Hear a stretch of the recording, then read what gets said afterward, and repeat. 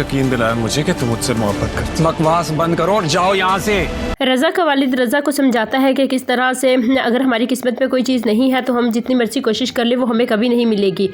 अगर तुम्हें लाख कोशिशों के बावजूद भी मुस्कान नहीं मिली तो समझ लो कि वो तुम्हारी किस्मत में नहीं थी, इसलिए वो तुम्हें नहीं मिली। लेकिन रज़ा बहुत ज़्यादा परेशान है कि किस तरह गुस्से में आकर उसने मुस्कान को डिवोर्स दे दी और अब वो अकेला रह गया है और अपने बाप से कहता है कि मैं मुस्कान के बगैर नहीं रह सकता, मुझे मुस्कान के बगैर रहने की आदत नहीं है। आप लोग तो जानते हैं मैं इससे कितनी मोहब्बत करता हूँ। उसका बाप उसे समझाएगा कि रज़ा तुम ये सब कुछ मत करो, बल्कि बाहर निकलो, घूमो फिरो और मुस्कान को भूल जाओ। जब रज़ा घूमने के लिए बाहर निकलता है तो वो मुस्कान और उसके भाई को गाड़ी में देखेगा और गुस्से से लाल पीला हो जाएगा कि मुस्कान तो बिल्कुल भी संजीदा नहीं है, क्योंकि वो बहुत खुश नज़र आ रही है। उसे क्या मालूम कि इस खुशी के पीछे कितना ज़्यादा दुख छुपा हुआ है। लेकिन वो गाड़ी से उतरकर जो मुस्कान के पास जाएगा और उसे कहेगा कि मैं तो समझता था कि तुम मेरे बगैर नहीं रह पाओगी, बल्कि बहुत ज़्यादा अफसरदा होगी, लेकिन तुम तो बहुत ज़्यादा खुश दिखाई देती हो। इधर सुंबल की माँ को ये सब कुछ पता चल जाता है कि किस तरह सुंबल के साथ उस घर में क्या हुआ, और इस बात पर इसकी माँ बहुत ज़्यादा परेशान हो जाती है और इनके घर में लड़ाई करने के लिए आ जाती है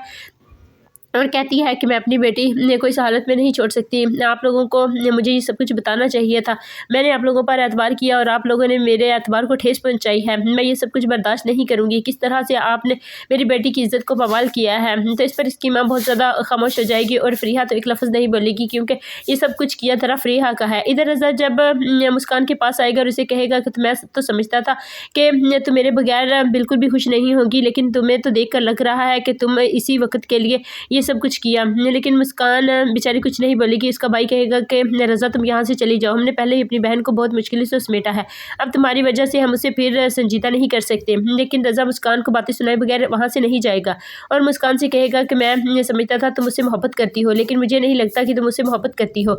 इधर सुंबल अपनी माँ को समझाएगी कि इसमें रज़ा को कोई कसूर नहीं है। तो उसकी माँ कहेगी कि मैं रज़ा के घर में कभी भी तुम्हारी शादी नहीं होने दूँगी। तो वो कहेगी कि नहीं अम्मी, रज़ा का इसमें कोई कसूर नहीं है, बल्कि रज़ा बहुत ज़्यादा अच्छा इंसान है और मैं इसी से शादी करना चाहती हूँ। लेकिन इसकी माँ को क्या मालूम कि ये सब कुछ इसने रज़ा से शादी करने के लिए की।